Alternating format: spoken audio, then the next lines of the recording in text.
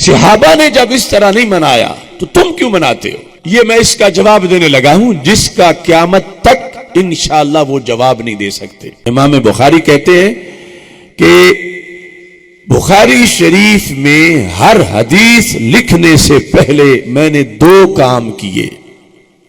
ایک تو میں نے غسل کیا اور دوسرا میں نے 2 رکعت نفل پڑھے۔ حدیث مصطفیٰ صلی اللہ علیہ وسلم کی تعظیم کے لیے انہوں نے ایک طریقہ گھڑ لیا، نہ کوئی ایسی آیت ہے، نہ کوئی ایسی حدیث ہے، نہ کوئی ایسا صحابہ کا قول ہے۔ بدعت کی تعریف آج لیٹسٹ تعریف ہے کہ نیا کام ہو، دین میں ہو اور ثواب سمجھ کے کیا جائے وہ بدعت ہوتا ہے اور بدعتی جنمی ہوتا ہے۔ تو امام بخاری نے تو پوری نماز گھڑ لی حدیث لکھنے کے لیے۔ اگر انسان نے تھوڑا سا پڑھا ہوتا اور معلوم کیا ہوتا کہ وہ کون سی نماز ہے تو اتنا بڑا چیلنج نہیں کرتے۔ دیکھیں امام بخاری رحمہ اللہ نے جو نماز پڑھی ہے، خود امام بخاری رحمہ اللہ کے اپنے الفاظ میں اس کی وضاحت موجود ہے، جسے صحیح بخاری کی سب سے بہترین شرح لکھنے والے ابن حجر رحمہ اللہ نے مقدمہ فتح الباری میں صفحہ نمبر 489 پہ نقل کر رکھا ہے۔ چنانچہ امام بخاری رحمہ اللہ ہی سے نقل کرتے ہیں کہ امام بخاری فرماتے ہیں کہ صنفت کتابی الجامع فی المسجد الحرام، کہ میں نے اپنی اس کتاب کو مسجد حرام میں لکھا ہے، تصنیف کی ہے۔ وما ادخلت فیہ حدیثا، اور میں نے جب بھی اس میں کوئی حدیث داخل کی، حتی استخرت اللہ تعالی وصلیت رکعتین، جب میں نے اس کتاب میں کوئی حدیث درج کی تو میں نے استخارہ کیا اور 2 رکعت نماز پڑھی۔ حتی استخرت اللہ، میں نے استخارہ کیا۔ تو یہ 2 رکعت نماز کون سی ہے؟ نماز استخارہ ہے، اور نماز استخارہ کا ثبوت خود اسی صحیح بخاری میں امام بخاری رحمہ اللہ نے پیش کر رکھا ہے۔ چنانچہ صحیح بخاری کی حدیث نمبر 7390 7390، حدیث کا راوی جابر بن عبداللہ رضی اللہ تعالیٰ عنہ ہے، کہتے ہیں کہ کان رسول اللہ صلی اللہ علیہ وسلم یعلم اصحابہ الاستخارۃ فی الامور کلھا، کہتے ہیں کہ اللہ کے رسول صلی اللہ علیہ وسلم اپنے ساتھیوں کو تمام معاملات میں استخارہ سکھاتے تھے، جو بھی اہم کام ہے اس میں استخارہ کرو۔ کہتے ہیں کہ آگے ہے اذا ہم احدکم بالامر فلیرکع رکعتین، اللہ کے نبی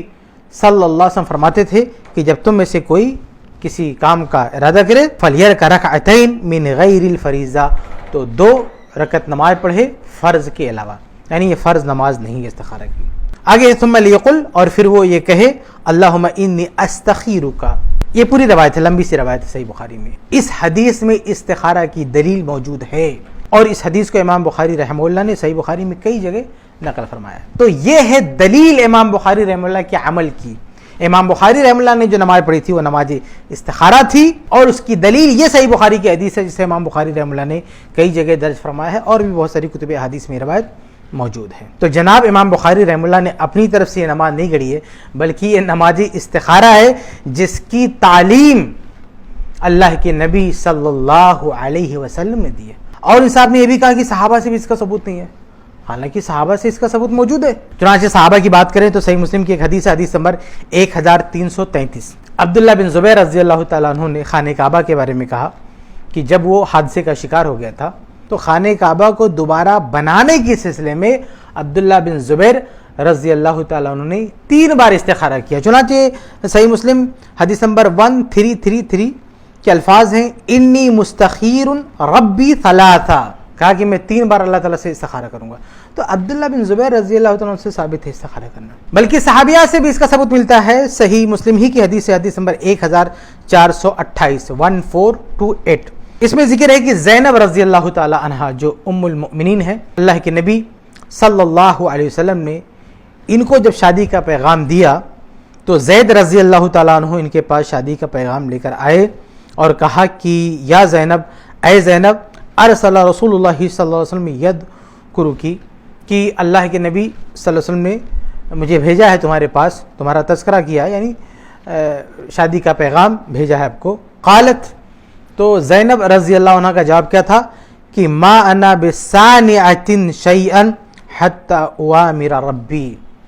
کہا کہ جب تک میں اپنے رب سے استخارہ نہیں کر لیتی میں کوئی فیصلہ نہیں کروں گی۔ امام نووی رحمہ اللہ نے اس کی شرح میں لکھا ہے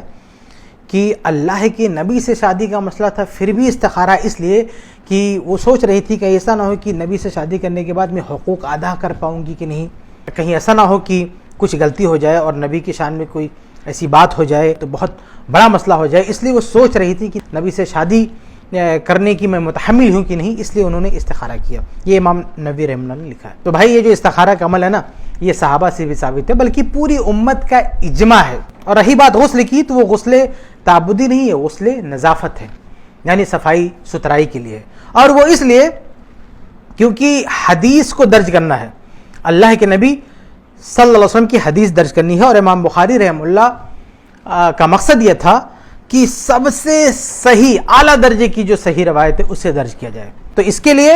اپنے طور پر بھی پورے احتیاط کی ضرورت تھی اور اللہ تعالیٰ سے توفیق طلب کرنے کی بھی ضرورت تھی۔ تو امام بخاری رحمہ اللہ نے یہ دونوں کام کیا، ایک تو پوری طرح سے احتیاط کیا،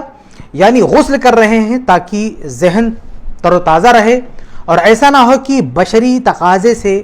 کوئی چوک ہو جائے اور اللہ کے نبی صلی اللہ علیہ وسلم کی طرف انجانے میں کوئی بات منسوب نہ ہو جائے۔ تو اس لیے جب آدمی غسل کیا رہتا ہے تو ذہن تازہ رہتا ہے، جیسے بہت سارے لوگ امتحان میں جاتے ہیں تو وہاں لکھنا رہتا ہے کہ کوئی نمبر کم نہ ہو جائے، تو غسل کر کے نہا کے جاتے ہیں، غسل کر کے جاتے ہیں تاکہ دماغ تیز رہے اور کوئی غلط چیز لکھ کے نہ آ جائیں۔ تو ایسے امام بخاری رحمہ اللہ جب حدیث لکھنا ہو تو اس کا انہوں نے احتیاط کیا، ایسا نہ ہو کہ ذہن سستی کا شکار ہو جائے اور بشری تقاضے کے مطابق کوئی چوک ہو جائے، اور جب غسل کر کے حدیث لکھنے کے لیے بیٹھیں گے تو ذہن پوری طرح سے بیدار رہے گا